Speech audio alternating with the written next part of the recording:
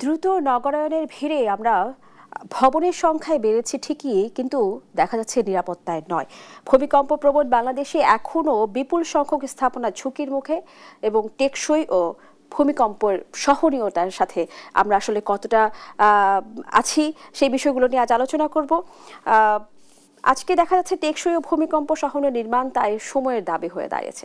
সুপ্রিয় দর্শক, আমি রাবেয়া ইসলাম স্নেহা আপনাদের আমন্ত্রণ জানাচ্ছি দেশ টিভির নিয়মিত আয়োজন অর্থ ও বাণিজ্য বিষয়ক আলোচনামূলক অনুষ্ঠান বিজনেস টাইমসে। আমাদের আলোচনাটা এগিয়ে নিতে একজন সম্মানীয় অতিথি আমাদের সাথে উপস্থিত রয়েছেন, পরিচিত হব তার সাথে। আমার সাথে রয়েছেন অধ্যাপক ডক্টর আদিল মোহাম্মদ খান, নগর ও অঞ্চল পরিকল্পনা বিভাগ, জাহাঙ্গীরনগর বিশ্ববিদ্যালয়। আপনাকে স্বাগত জানাচ্ছি আমাদের আজকের আয়োজনে। যেমনটি বলছিলাম, আমরা আধুনিক নগরায়নে তো অনেকটা এগিয়ে গেছি, কিন্তু নিরাপত্তায় আসলে কতটুকু এগিয়েছি বলে আপনি মনে করছেন? জি দেখেন, দর্শকেরা শুনছে, সবাইকে সালাম এবং শুভেচ্ছা দিয়ে শুরু করছি। যে গতকালকে যে ভূমিকম্পটা হলো, আমরা যেভাবে আতঙ্কিত হয়েছি, এর আতঙ্কের অন্যতম বড় কারণ কিন্তু আমরা জানি আমাদের ভবনগুলো সেই অর্থে নিরাপদ না যেই নিরাপদ হলে এই ধরনের ভূমিকম্প আমরা রেজিস্ট করতে পারবো। জাপানে যদি এই ধরনের মাত্রা ভূমিকম্প হতো, কেউ কিন্তু এভাবে আতঙ্কিত হতো না। কারণটা কি, তারা জানে যে তাদের ভবনগুলো অন্তত একটা নির্দিষ্ট মাত্রায় এমনভাবে নির্মিত করা হয়েছে যেন সেটা সেই ভূমিকম্পে তারা সেগুলোকে ক্ষতিগ্রস্ত হবে না। এখন নগর এমন একটা এলাকা হওয়ার কথা ছিল যেখানে মানুষজন নিরাপদে বসবাস করবে, এটাই তো নগরের মৌলিক ধর্ম ছিল। কিন্তু আমরা স্বাধীনতার প্রায় 50 বছর পার করে ফেলেছি, এখনও কিন্তু আমাদের নগরায়ন মানেই হচ্ছে অপরিকল্পিত উন্নয়ন। নগরায়ন মানেই হচ্ছে আপনার হচ্ছে যে এমনভাবে ভবনগুলো বানানো যেগুলো সেই অর্থে ভূমিকম্প বা অন্য কোনো বড় দুর্যোগে সে টিকে থাকতে পারবে না। নগরের ভবনগুলোর ভেতরে আগুন লাগলে বের হওয়ার ব্যবস্থা নেই। শুধু ভবন না, এমন অনেক শিল্প কারখানা আছে, তারাও এই ধরনের দোষগুলো যেগুলো আছে সেগুলোর সাথে তাদের সম্পৃক্ততা আছে। এখন কি করে আমরা নগর পরিকল্পনায়, ভবন নির্মাণে আমরা এত উদাসীন হলাম যে আমরা পরিকল্পনা এবং ভবন নির্মাণের যে মৌলিক গ্রামারগুলো আছে সেগুলোকে আমরা উপেক্ষা করলাম। এর পেছনে যদি আমরা দেখি, আমরা কোনো পর্যায়েই আমরা যারা ভবন বানাই তারা দেশের আইনগুলো আমরা সেভাবে মানতে উৎসাহিত ছিলাম না। শুধু আইন মানা না, আমাদের যারা রাষ্ট্রীয় সংস্থা তারাও কিন্তু কখনোই নির্বিচারে বিল্ডিং কোড না মেনে এবং যত্রতত্র যে ভবন হচ্ছে তখন কখনো কিন্তু তারা সরেজমিনে গিয়ে এই যে যারা নির্মাণ করছেন তাদেরকে আইনের আওতায় আনেনি। যার ফলে এক ধরনের স্বেচ্ছাচারিতা তৈরি হয়েছে যে চাইলেই যে কোনো জায়গাতে যে কোনো মানের ভবন, মানহীন ভবন বানানো যায়, সেখানে কোনো ধরনের সেফটি মেজার্স না রাখলেও চলে। এবং আমরা জলাশয়, জলাভূমিতে বড় বড় ভবন করতে পারি, আবার সরু সরু রাস্তা যেখান দিয়ে মানুষ ইভাকুয়েট করার কোনো সুযোগ নেই সেসব জায়গাতে রাস্তার কথা বলছিলেন জনাব আদিল। সেটা হচ্ছে যে ভবন তো আমরা নিরাপদ নই ভবনের মধ্যে, কিন্তু ভবন থেকে বেরিয়ে আমরা রাস্তায় এসেও কি নিরাপদ কিনা, আমাদের সেই নিরাপদ রাস্তা রয়েছে কিনা? আমাদের নিরাপদ রাস্তা নেই। এবং এই যে গতকালকে ঘটনা আপনি খেয়াল করবেন যে কয়েকজন পথচারী তারা মারা গিয়েছেন, তারা কিন্তু ভবনের ভেতরে ছিলেন না। তাহলে এই যে আমরা রাস্তায় বের হচ্ছি, বা অনেকে মনে করেন যে ভবনে যদি ভূমিকম্প হয় আমরা খোলা জায়গা, আমাদের খোলা জায়গা বলতে তো কোনো বড় পার্ক ওপেন স্পেস নেই, আমরা রাস্তাটাকে খোলা জায়গা মনে করি, ভাবছি যে খোলা জায়গায় এসে নিরাপদ। কিন্তু কালকের ঘটনা একটা বড় শিক্ষা যে ভূমিকম্প হলে আতঙ্কিত হয়ে, বিশেষ করে যেই খোলা জায়গার মধ্যে কোনো প্রোটেকশন নেই, খোলা জায়গা মিনস ভূমিকম্পে যখন বলা হয় খোলা জায়গায় দাঁড়াতে হবে, আপনি উন্মুক্ত উদ্যান যেখানে অন্য কোনো ভবন ধসে আপনার উপরে পড়ার কোনো সুযোগ নেই। তাহলে আমাদের এই যে খোলা জায়গা ভেবে আমরা রাস্তায় দাঁড়াচ্ছি, তাহলে এই রাস্তাটাও নিরাপদ। কেননা যদি ভবন নাও পড়ে, আমরা গতকালকে ঘটনা দেখেছি ভবনের যে কোনো খণ্ডিত অংশ, সেটা ইট হতে পারে বা কোনো একটা ভবনে কোনো একটা ফিক্সচার হতে পারে, সেটা আপনার মাথায় পড়ে গিয়ে মারা যেতে পারে যদি হয়তো ভবনটা টিকে আছে। তাহলে আমাদের এই যে অনেকের ধারণা, এই ধারণাটা বদলাতে হবে যে আমাদের যদি সুযোগ থাকে বাড়ির পাশে উন্মুক্ত উদ্যান যেখানে ভবনটা পড়ে গেলেও সেখানে কিছু হবে না, বা ভবন পড়ার চেয়েও দূরত্ব সেফ জায়গায় আছেন, সেই ধরনের উন্মুক্ত উদ্যানে যান। কিন্তু এমনিতে আতঙ্কিত হয়ে উন্মুক্ত এই ধরনের রাস্তায় দাঁড়ানো ঝুঁকিপূর্ণ, আবার আতঙ্কের কারণে কিন্তু অনেকে হুড়াহুড়ি করতে গিয়ে অনেক ধরনের আঘাত পাচ্ছেন। সেই জন্য আতঙ্কিত না হয়ে বরঞ্চ ঘরের ভেতরেই কোনো যে আমাদের কলাম বা যেটা শক্ত জায়গা, যে জায়গার মধ্যে সরাসরি ভূমিকম্পে যদি ধসেও যায়, কলামের একদম ইমিডিয়েট পাশের জায়গাটা তুলনামূলক অন্তত একটু হলেও সেফ থাকে। তো এই ধরনের ঘরের ভেতরেই কোথায় সেই ধরনের প্রোটেক্টেড জায়গা আছে সেটা বোঝা, যে চিহ্নিত করা এবং সেখানে দাঁড়ানো। আর আতঙ্কিত হওয়াটা সমাধান না, বরঞ্চ আতঙ্কিত না হয়ে আমরা যেই ভবনে আছি সেই ভবনগুলোকে ইন্সপেক্ট করানো যে আমার এই ভবনটা নিরাপদ কিনা। যদি কোনো ধরনের গাফিলতি থাকে তাহলে আমাদের ভবনকে মজবুতিকরণ করার ব্যবস্থা আছে, রেট্রোফিটিং বলা হয়, সেটা রেট্রোফিটিং করানো, সেই কাজগুলো করতে হবে। কিন্তু মানে ভূমিকম্প হলো আতঙ্কিত হয়ে হুড়াহুড়ি করে গিয়ে কোনো এক জায়গায় দাঁড়ালাম, সেখানে গিয়ে আবার এই ধরনের হতাহতের ঘটনা ঘটলো, সেটা আমরা এড়াতে পারবো যদি আমরা একটু সতর্ক হই। জনাব আদিল, আমরা যেমনটি বলা হয় যে ঢাকা সহ কিছু এলাকা সিসমিক জোন 2-তে অবস্থিত রয়েছে, সেক্ষেত্রে বাংলাদেশের ভূমিকম্প ঝুঁকি আসলে কোন স্থানে সবচেয়ে বেশি এবং কেন? তাত্ত্বিকভাবে ঢাকা অতি উচ্চ ঝুঁকি, তার মাঝারি ঝুঁকিতে যদি সিসমিক জোনের হিসেবে দেখেন, কিন্তু ঢাকাকে অতি উচ্চ ঝুঁকি বলা হয় কারণটা হচ্ছে একটা মাঝারি এই ধরনের সিসমিক জোন, সেখানেও যদি ভূমিকম্প হয় কিন্তু সেখানকার যদি ভবনগুলো অনিরাপদ থাকে তখন কিন্তু ঝুঁকিটা বাড়ে। পাশাপাশি ভবন অনিরাপত্তার সাথে আপনি যেই ধরনের মাটির উপরে আপনি ভবনগুলো বানাচ্ছেন, সেই মাটিগুলো যদি সেই অর্থে লুজ সয়েল হয়, বিশেষ করে জলাশয় জলাভূমির উপরে যদি আপনি বড় বড় ভবন বানান, তখন কিন্তু ভবনের ভেতর দুটো ঘটনা ঘটে এই ধরনের জলাভূমির উপরে।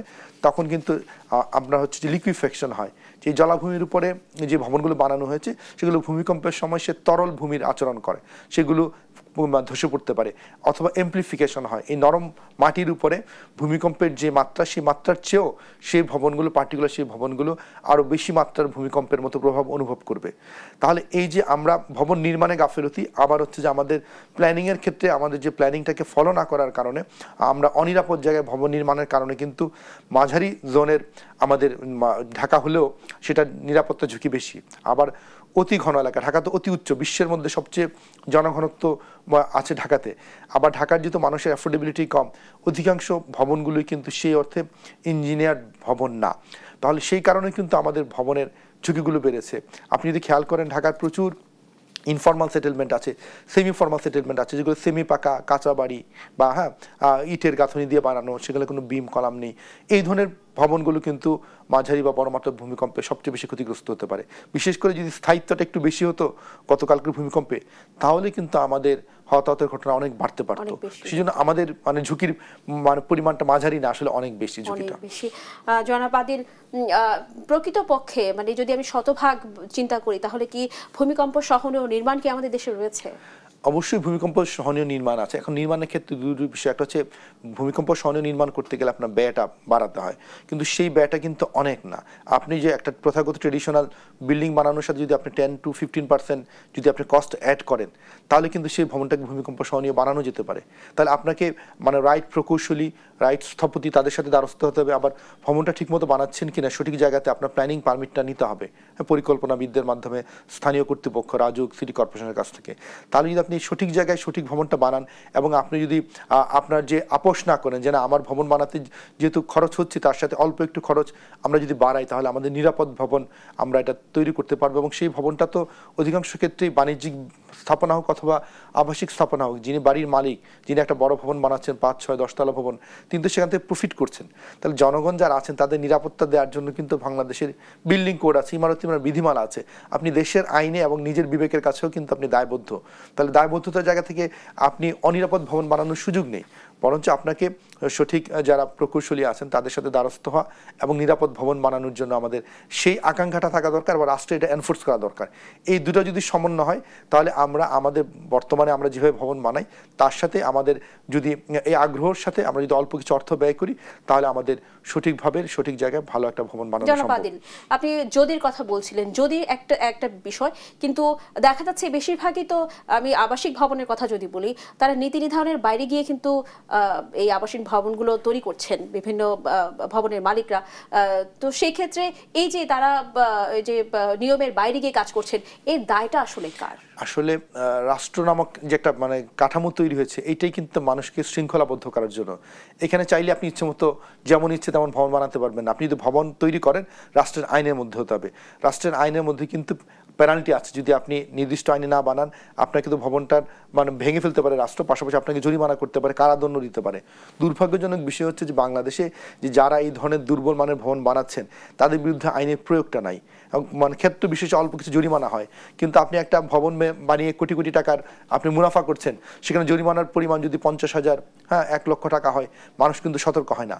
বাইরের দেশে এই ধরনের অনিরাপদ ভবন বানালে যে কারাদণ্ড বা অন্যান্য এমন দণ্ড দেওয়া হয় যেটার কারণে মানুষ ভয় ভয় পায় যে আমি যদি অনিরাপদ ভবন বানাই তাহলে কিন্তু আমার যে পরিমাণ পেনাল্টি দিতে হবে তাহলে সেটাকে আমি অ্যাফোর্ড করতে পারবো না। এই যে ভীতির জায়গাটা রাষ্ট্র তৈরি করতে হয় যেন মানুষ স্বেচ্ছাচারীভাবে যে কোনো মানে দুর্বল ভবন বানাতে পারবে না, আবার এমন জায়গায় পরিকল্পনাকে ব্যত্যয় ঘটিয়ে জলাশয় জলাভূমি ভরাট করে ভবন বানাতে পারবে না। আইনের প্রয়োগের যে দায়িত্বটা রাষ্ট্রের উপর ছিল রাষ্ট্রীয় জায়গাতে সাংঘাতিক ব্যর্থ হয়েছে, এবং এই প্রক্রিয়াতে রাষ্ট্রের বিভিন্ন অর্গানের তারা যারা বিভিন্ন উন্নয়ন সংস্থা, সিটি কর্পোরেশন, রাজধানী উন্নয়ন কর্তৃপক্ষ, পুলিশ প্রশাসন, জেলা প্রশাসন, এই যে একটা নেক্সাস, এই নেক্সাসটাই কিন্তু দিনের পর দিন এই কর্মকাণ্ডকে উৎসাহিত করেছে।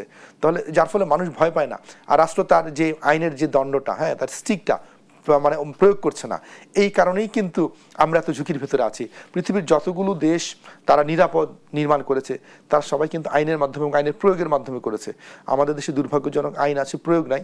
আরেকটা বিষয়, আমাদের যারা এই ধরনের নির্মাণ কাজের সাথে জড়িত থাকেন তারা ডেভেলপাররা, তারা বা অনেক সময় রাজনৈতিক ছত্রছায়ায় অনেকে এই ধরনের ব্যবসার সাথে যুক্ত আছেন, তারা কি করেন, নিজেরা আইন তো ভায়োলেট করেন, তারা আইনকে পরিবর্তন করার মতো শক্তি রাখেন। এই ধরনের চর্চা আমরা বিগত সময়গুলোতে দেখেছি। এই জন্য সাম্প্রতিক সময়ে ঢাকার ডিটেল এরিয়া প্ল্যান, সেই ডিটেল এরিয়া প্ল্যানেরও ব্যত্যয় করানো হয়েছে শুধুমাত্র তাদের ব্যবসায়িক স্বার্থের জন্য, এবং এই ব্যত্যয়ের কারণে কিন্তু এই যে আমাদের যে বসবাসের ঝুঁকি বেড়ে যাচ্ছে, কেননা এমন অনেক জায়গাতে নির্মাণকে উৎসাহিত করা হচ্ছে, বহুতল ভবন বানানোকে উৎসাহিত করা হচ্ছে, সরু রাস্তার পাশে আরও বড় বড় ভবন বানানোর জন্য আইন চেঞ্জ করা হয়েছে। তাহলে দেখেন, মানুষের জীবনকে প্রাধান্য দেওয়া হচ্ছে না, বরঞ্চ ব্যবসায়িক স্বার্থে প্রাধান্য দিয়ে এমনকি এই সরকারও কিন্তু কাজ করেছে, আইন পরিবর্তন করেছে। তো আমরা অবিলম্বে দাবি জানাই, এই যে পরিবর্তনগুলো যেগুলো হয়েছে মানুষের জীবনের সাথে আপোষ করে, এটিকে অচিরে বন্ধ করা উচিত। আর মানুষের যদি জীবনকে আমরা মূল্য দিই এবং রাষ্ট্র যদি রাষ্ট্র হয় তাহলে অবশ্যই তার কঠোর যে দণ্ড প্রয়োগটা সেটা করতে হবে। তাহলে ধীরে ধীরে মানুষ অন্তত এতটুকু মনে করবে আমার কোনো ধরনের সুযোগ নাই ব্যত্যয় করার, ব্যত্যয় করলে রাষ্ট্রের যে আইনের কঠোর প্রয়োগ আমার উপরে হবে। মানুষ যেন ভয় পায় রাষ্ট্রকে, এই ভীতির জায়গাটা এবং একই সাথে মানুষকে যে আইনের প্রয়োগ করতে উৎসাহিত জায়গা, এর যে ভারসাম্য, সেই ভারসাম্য নিশ্চিত করবে আমরা আসলে সামনের দিনে নিরাপদ বসবাস করতে পারবো। আপনাকে অসংখ্য ধন্যবাদ আদিল মাহমুদ খান। আমরা একটি ছোট বিরতি নিয়ে আবার আপনার কাছে আসবো আলোচনা নিয়ে। সুপ্রিয় দর্শক, এই পর্যায়ে নিয়ে নিচ্ছি ছোট্ট একটি বিরতি, কোথাও যাবে না, সঙ্গে থাকুন, ফিরবো আলোচনায়।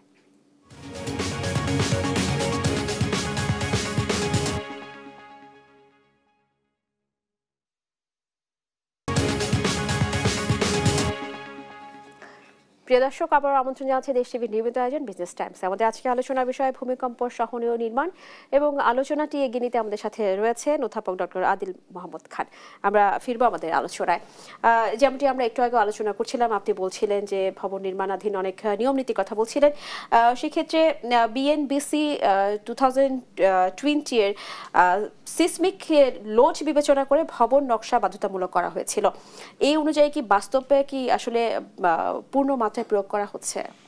দেখেন, Bangladesh national building code BNBC 2020 সালে প্রণয়ন করা হয়েছে, কিন্তু এটা আসলে আপডেটিং। এটা 1996 সাল থেকে এই কোডটা আছে, কিন্তু কোড থাকলে বিস্ময়করভাবে এই কোডটাকে এনফোর্স করার জন্য কোনো অথরিটি নাই। এবং 20 সালে বলা হয়েছে যে এটা একটা অথরিটি করতে হবে, বাংলাদেশ বিল্ডিং রেগুলেটরি অথরিটি, বিবিআর বলা হয়। সেই অথরিটিটা 2020 সালে পরে এখন 25 আছে, 5 বছর অথরিটি তৈরি করা হয়নি। তাহলে এই কোডটার কাস্টোডিয়ান কোনো অভিভাবক নেই, যার ফলে এটা সেভাবে মানে আমরা প্রয়োগের দিকে যেতেই পারলাম না। এখন তার বাইরে গিয়েও যেটা বিএনবিসি বা এই ধরনের কোড ইমপ্লিমেন্ট করার জন্য যারা স্ট্রাকচার নিয়ে কাজ করেন, স্ট্রাকচারাল ইঞ্জিনিয়ার, সেই স্ট্রাকচারাল ইঞ্জিনিয়ারদের যে অনুমোদন লাগবে আমাদের বিল্ডিং নির্মাণ অনুমোদন প্রক্রিয়াতে রাজুক ঢাকার জন্য, তারা যে স্ট্রাকচারাল অনুমোদনের প্রক্রিয়াটা এত বছর ধরে শুরুই করেনি। সাম্প্রতিক সময়ে তারা তাদের যে বিল্ডিং পারমিশন প্রসেসে আর্কিটেকচারাল ড্রয়িংয়ের সাথে এই স্ট্রাকচারাল ড্রয়িংটা নিচ্ছে। তাহলে এত বছর ধরে আমরা যে বিল্ডিংগুলো বানিয়েছি, তাহলে এটা বিস্ময়কর যে স্ট্রাকচারাল ড্রয়িংয়ের অনুমোদন ছাড়াই বানিয়েছি। এই বিষয় নিয়ে আমরা ঢাকা শহর চলছে। এখন শুরু হয়েছে যে তাহলে ঠিক আছে, এখন ভবন নির্মাণ করতে গেলে শুধু ভবনটা বাইরে থেকে দেখতে সুন্দর না, বরং স্ট্রাকচারটা ঠিক আছে কিনা এটা অনুমোদন প্রক্রিয়া শুরু হয়েছে। আবার যেটা এখন বাকি রইল সেটা হচ্ছে প্ল্যানিং পারমিট, যে আপনি ভবনটা যে জায়গায় বানাচ্ছেন সেই জায়গাটা কি সেই ভবনটার জন্য উপযুক্ত কিনা, সেই প্ল্যানিং পারমিশনের প্রসেসটাও সেভাবে শুরু হয়নি। তাহলে এই যে আমরা একটা শুরু করলে আরেকটা বাদ রাখছি, তাহলে যার ফলে আমাদের সেফটির ক্ষেত্রে আমাদের সাংঘাতিক একটা আমাদের যেমন ইন্টিগ্রেটেড অ্যাপ্রোচ এটা নাই, বিচ্ছিন্নভাবে এক একটা করি। আর সেটাও যে আপনি যে স্ট্রাকচারাল ড্রয়িং বা আর্কিটেকচারাল ড্রয়িং সেটাও সঠিকভাবে প্রতিপালন হচ্ছে কিনা তার জন্য এনফোর্স করা, ইন্সপেক্ট করার জন্য যে অথরিটি, যে ইন্সপেক্টর আছেন, অথরাইজড অফিসার আছেন, তারাও কিন্তু সবই কাগজে কলমে। ভারতের রাজুক নিজে বলতো না যে আমাদের 70-80 ভবন ভায়োলেশন হয়েছে। জনাব আদিল, আপনি যে বললেন এখনো কাগজে কলমে, এখনো কি আমাদের সময় হয়নি নড়ে চড়ে বসার? আসলে নড়েচড়ে বসার সময় তো অনেক আগেই পার হয়ে গেছে, হ্যাঁ, এবং ইতিমধ্যে তো শর্টটা অপরিকল্পিতভাবে হয়ে গেছে। এখন আমাদের সময় এসেছে কাগজে কলমের বিষয়গুলোকে প্র্যাকটিক্যালি আমাদের যারা নির্মাতা তারা সেভাবে করছেন কিনা সেটা ইন্সপেক্ট করা, শুধু না ইন্সপেক্ট করে কোনো ধরনের ভায়োলেশন করলে তাদের নির্মাণ কাজ বন্ধ করে দিয়ে আমাদের আইনগুলোর প্রয়োগ করা। কিন্তু আইনের প্রয়োগ করার ক্ষেত্রে মানে রাষ্ট্র সাংঘাতিকভাবে সেই অর্থে তারা দেখি যে নেগলিজেন্স দেখায়, তারা মনে করে যে আমরা গতকালকে বিষয়টি নিয়ে আরেকবার কথা বলি। সেটা হচ্ছে আমরা দেখেছি গতকালকে ভূমিকম্পে বিভিন্ন জায়গায় বিভিন্ন ভবনগুলো ক্র্যাক করেছে। সেই দিক থেকে একটি তথ্য আছে যে জাহাঙ্গীরনগর ইউনিভার্সিটিতে বেশ কিছু হলও ক্র্যাক করেছে। তো জাহাঙ্গীরনগর ইউনিভার্সিটি একটা ইউনিভার্সিটির মতো হল, সেটা হচ্ছে সব পরিপূর্ণভাবে সরকারের আওতায় এই ভবনগুলো নির্মিত হয়। এই ভবনগুলো কি ভূমিকম্প সহনীয় ভাবে নির্মিত হয়নি? এখানে কেন ভবনে এভাবে ক্র্যাক হয়েছে, কারণটা কি? জাহাঙ্গীরনগরের ভবনের মধ্যে কিছু পুরাতন ভবন, কিছু নতুন ভবন। জাহাঙ্গীরনগরের কিছু পুরাতন ভবন এমনিতেই কিন্তু ঝুঁকিপূর্ণ ভবনের তালিকায় ছিল, কিন্তু বিস্ময়কর বা যেটা আমাদের জন্য উদ্বেগের কারণ সেটা হচ্ছে যে নতুন নির্মিত ভবন যেগুলোর বয়স 2-3 বছর, হ্যাঁ, সেগুলো তো ক্র্যাক করলো। অথচ সেগুলো কিন্তু মানে এই ধরনের আর্থকোয়াক রেজিস্ট্যান্ট ভবন হওয়ার কথা, সরকার প্রচুর মানে বাজেট দিয়েছে, বিল্ডিংগুলো হয়েছে, তাহলে কেন ক্র্যাক করলো? মানে আমরা যেটা ধারণা করি এই নির্মাণগুলোতে গাফিলতি আছে। কারণ বাংলাদেশে যেটা হয় সরকারি প্রকল্পে যত টাকা বরাদ্দ হয় সে টাকা 9/6 অনেক অংশ প্রকৃত অর্থে নির্মাণে কাজে লাগানো হয়, তার হয়তো একটা পোর্শন, কিন্তু তার বাকি পোর্শনটা দুর্নীতির সাথে হারিয়ে যায়। তাহলে এই যে এখন মানে তদন্ত করার বিষয়, কেন এই ভবনগুলোতে মানে সেই অর্থে এটা মাঝারি মানের ভূমিকম্পে ক্র্যাকটা হওয়ার কথা না, কেননা এই ধরনের ভবনগুলো 6-7 মাত্রা ভূমিকম্প রেজিস্ট্যান্ট করেই ডিজাইন করা হয়। তাহলে আমাদের এই কনস্ট্রাকশন অডিট করতে হবে যে নির্মাণটা যেভাবে মানে হওয়ার কথা সেটা হয়েছে কিনা। মানে এই ক্র্যাকের বাইরেও আমি যতটুকু জানি যে অনেক ভবনের মানহীন উপকরণ ব্যবহার করার অভিযোগ আছে। তাহলে এই যে পুরো প্রক্রিয়াটা বাংলাদেশ সরকারি প্রকল্পে কনস্ট্রাকশন অডিট না থাকার কারণে বিগত সরকারের সময় সবচেয়ে বেশি দুর্নীতি হয়েছে এই যে পূর্ত কাজে। অবকাঠামো বলেন, ভবন নির্মাণ বলেন, সারা দেশে হাজার হাজার ভবন নির্মাণ করা হয়েছে, তার অধিকাংশ 4-5-10 বছরের মাথাতেই দেখা গিয়েছে বিভিন্ন ধরনের ডিফেক্ট। তো জাহাঙ্গীরনগরের এই বিষয়টা মানে তদন্ত হওয়া উচিত, এবং সরকারি যত ভবন আছে যেগুলো বিগত সময় তৈরি করা হয়েছে তার সাথে যারা ঠিকাদার, শুধু না এই প্রজেক্ট ডিরেক্টর যারা ছিলেন, সরকারি বিভিন্ন কর্মকর্তা যারা এগুলি ইন্সপেক্ট করার দায়িত্বে ছিলেন, সবাইকে আইনের আওতায় নিয়ে আসা উচিত। এবং তদন্তের মধ্যে যদি দোষী পাওয়া যায় তাদেরকে যদি আমরা শাস্তি আনতে না পারি তাহলে ভবিষ্যতে সরকারি প্রকল্পে এই বিষয়গুলোর পুনরাবৃত্তি ঘটবে। জনাব আদিল, দেখা যাচ্ছে অনেক ভবন নির্মাণে এখনো অনুমোদিত ইঞ্জিনিয়ার বা স্ট্রাকচারাল ডিজাইনার যুক্ত হন না। সেক্ষেত্রে ইঞ্জিনিয়ার ছাড়া ভবন নির্মাণের ঝুঁকি কতটা এবং কেন এটি বন্ধ করা যাচ্ছে না বলে আপনি মনে করছেন? ভবন নির্মাণে বাংলাদেশে এখন যে বর্তমানে বিদ্যমান আইনে 4-5 তলা ভবন পর্যন্ত আপনার হচ্ছে যে ইঞ্জিনিয়ার ছাড়া ডিপ্লোমা ইঞ্জিনিয়ার দিয়ে বানানো যায়। হ্যাঁ, যদি তো ওনারাও যদি ঠিকমতো বানান সমস্যা নেই, কিন্তু মূল সমস্যাটা হয় কি অনেক ভবনই, হ্যাঁ, engineer, civil engineer, structural engineer লাগে বহুতল ভবন বানাতে গেলে। বাংলাদেশের সার্টিফাইড স্ট্রাকচারাল ইঞ্জিনিয়ার সংখ্যাও এত বেশি না, হ্যাঁ, তো এখন এবং তারা অধিকাংশ ঢাকা বেস। তাহলে এই সার্টিফাইড স্ট্রাকচারাল ইঞ্জিনিয়ার তৈরি করা, তাদের ট্রেনিং দেওয়ানো, সেটা একটা বড় আমাদের চ্যালেঞ্জ। কিন্তু সিভিল ইঞ্জিনিয়ার যারা আছে, মানে অনেক সিভিল ইঞ্জিনিয়ার আছেন তাদের অনুমোদন ছাড়া অনেকে তাদের সাইন নকল করে অনেক ভবনের নির্মাণ অনুমোদন নেওয়া আছে। আবার অনেকে ব্যক্তি পর্যায়ে ভবন নির্মাণ করেন যেই ভবনগুলো 5-10 তলা, সেগুলো সিভিল ইঞ্জিনিয়ারদের হয়তো নাম কাগজে সাইনটা নিচ্ছেন, কিন্তু প্রকৃত অর্থে সেই কাজটা সিভিল ইঞ্জিনিয়ার দিয়েও করানো হচ্ছে না, যার ফলে বড় ভবনগুলো ঝুঁকিতে পড়ছে। আবার শুধু ইঞ্জিনিয়ারদের ডিজাইন করলেন, কিন্তু আপনি নির্মাণ উপকরণে যদি আপনি গাফিলতি করেন, কম দামের উপকরণ ব্যবহার করেন, তখনও কিন্তু বিল্ডিংটা দুর্বল হয়ে যাচ্ছে। প্রতিটা পর্যায়ে মানে বাইরের উন্নত দেশে যেটা করা হয়, শুধু নির্মাণের ক্ষেত্রে ডিজাইনের সাথে না, নির্মাণের সাথে প্রতিটা পর্যায়ে কিন্তু এই যে টেকনিশিয়ান প্রফেশনালদেরকে এঙ্গেজমেন্ট এবং জবাবদিহি বাধ্যতামূলক করা হয়। এবং এই কারণে কোনো একটা ভবন যদি পরবর্তীতে স্ট্রাকচারাল কোনো ডিফেক্ট দেখা দেয়, তাহলে কিন্তু শুধু ঠিকাদার না, ঠিকাদারের বাইরে মানে এই যে প্রকৌশলী বা স্থপতি, তাদেরকেও কিন্তু জবাবদিহিতার আওতায় আনা হয়।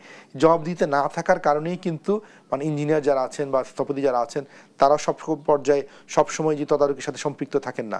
যদিও আমাদের বিধিমালাগুলোতে বর্তমানে সংশোধন করা হয়েছে, সেখানে কিন্তু এখন লায়াবল করা হবে প্রকৌশলী ইঞ্জিনিয়ার, কোথাও কোথাও যদি প্ল্যানার থাকেন সেটাতে প্ল্যানার। তাহলে এই দায়বদ্ধতার জায়গাগুলো নিশ্চিত করলে কিন্তু ধীরে ধীরে আমরা অন্তত একটা ভবন যদি কোনো ইঞ্জিনিয়ার দ্বারা বানানো হয় তাহলে নিশ্চিত করা যাবে অন্তত যেহেতু ইঞ্জিনিয়ার বানিয়েছেন সেটা ভালো ভবন। আর যদি কেউ ইঞ্জিনিয়ারদের নাম বানান তাহলে সে তো ভবন থাকারই কথা না, কারণ রাষ্ট্রীয় আইনে আপনি ইঞ্জিনিয়ার ছাড়া ভবন বানাবেন সেটা কিন্তু রাষ্ট্রীয় আইন অ্যালাউই করে না। আপনার কাছে আরেকটি প্রশ্ন, যে ইঞ্জিনিয়ার্সের যে মানে কস্টিংটা, এই বিষয়টা নিয়ে আপনার সাথে আসবো। আমরা একটা ছোট বিরতি নিয়ে আসছি, এসে আপনার সাথে আলোচনায় ফিরবো। প্রিয় দর্শক, এই পর্যায়ে নিয়ে নিচ্ছি আরো একটি বিরতি, কোথাও যাবেন না, সঙ্গে থাকুন, ফিরবো আলোচনায়।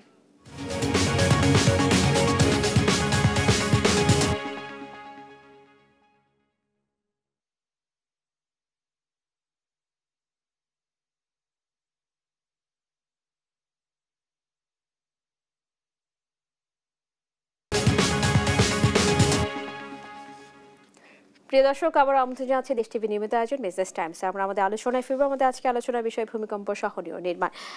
জনাব আদিল, যে বিষয়টি প্রশ্ন রেখে গিয়েছিলাম আপনার কাছে, যে দেখা যাচ্ছে যে অনুমোদিত যে ইঞ্জিনিয়ার্স রয়েছেন তাদের ফিসের কথা যদি আমরা চিন্তা করি, তারা যে ফিটা নির্ধারণ করেন, এটি আসলে নির্ধারণটা আসে কোথা থেকে এবং এটি কি বর্তমান সময় উপযোগী কিনা কিংবা সকলের জন্য সহজলভ্য কিনা?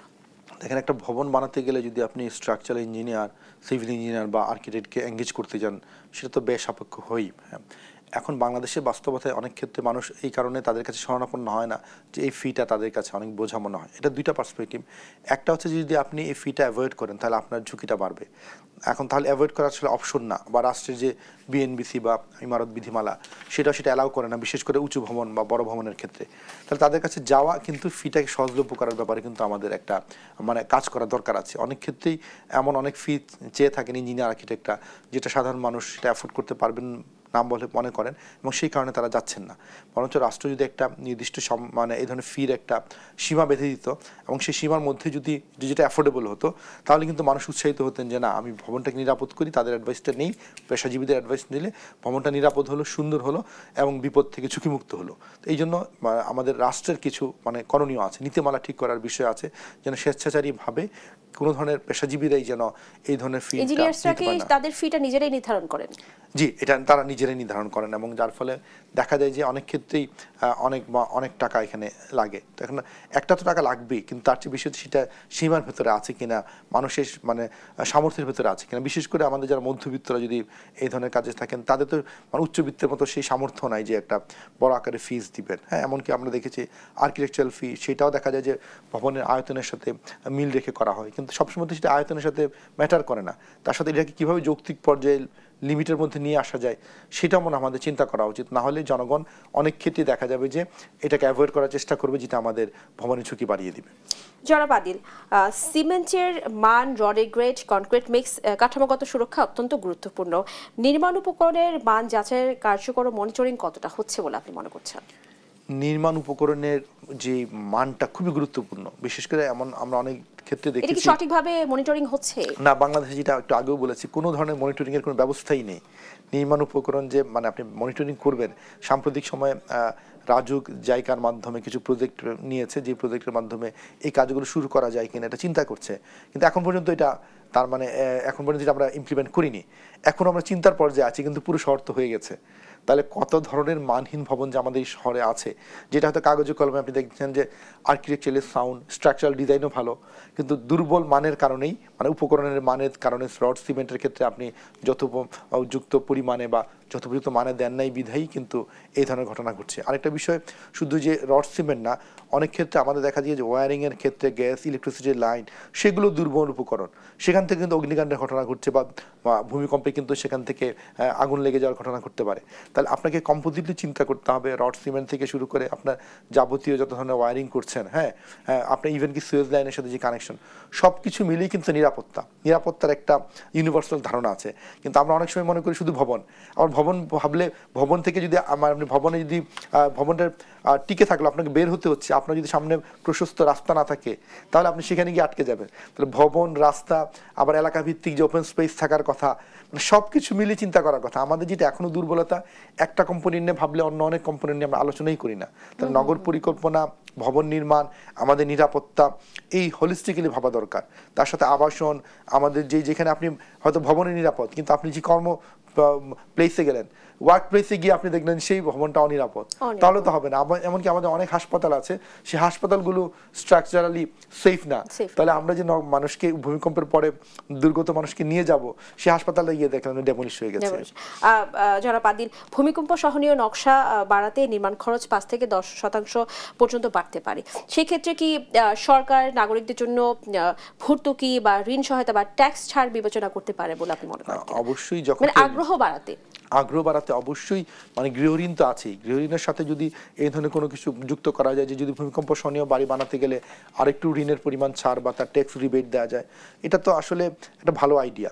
এই আইডিয়া নিয়ে কাজ করা দরকার। কারণ মানুষকে ভীতির জায়গা থেকে শুরু করে উৎসাহ ব্যঞ্জক একটা জায়গায় নেওয়া প্রয়োজন। এবং ভূমিকম্প এখন তো অন্তত গতকালকের ভূমিকম্পের পরে কিন্তু যারা এতদিন মনে করতো ভূমিকম্প সেটা কখনোই আসবে না, কিন্তু কালকে সবাই কিন্তু তার মানে জীবন উপলব্ধি করেছে যে আসবে। যার ফলে এখন আমরা সরকারকে যদি এই সিচুয়েশনটাকে আমরা যদি ভালোভাবে এক্সপ্লেন করতে পারি এবং এই যে সহায়তাগুলো দিতে পারি, কাউকে টেকনিক্যাল সহায়তা যে রেট্রোফিটিং করতে গেলে কিভাবে হবে, ভালো নির্মাণের জন্য যদি স্ট্রাকচারালি সাউন্ড বানাতে ভবন বানাতে গেলে কোথায় যেতে হবে, ঋণ সহায়তা দেওয়া, এই সব কিছু নিয়েই কিন্তু কাজ করতে পারলে অন্তত ধীরে ধীরে, এটা একদিনে হবে না, কিন্তু 5 থেকে 10 বছরের যদি আমরা একটা রোডম্যাপ তৈরি করি।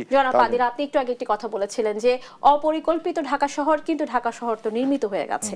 এই ক্ষেত্রে আমাদের এখন করণীয় কি? আসলে নির্মিতের ক্ষেত্রে যেটা হচ্ছে যে আপনার কোথায় ঝুঁকি বেশি কোথায় ঝুঁকি কম এই জিনিসটাকে আইডেন্টিফাই করা। কেননা নির্মিত শহরের মধ্যে নিশ্চয়ই ভালো ভবনও আছে, ভালো অবকাঠামো আছে, ঠিক তেমনি অতি ঝুঁকিপূর্ণ ভবন, মাঝারি ঝুঁকিপূর্ণ ভবন আছে। এই চিহ্নিত করে এটা তালিকা করে যেগুলো অতি ঝুঁকিপূর্ণ, যেটা কোনোভাবে ব্যবহার উপযোগী না, সেটাকে ব্যবহার সেটাকে বিরত রেখে সেটাকে ডেমোলিশ করে রিডেভেলপমেন্ট করা।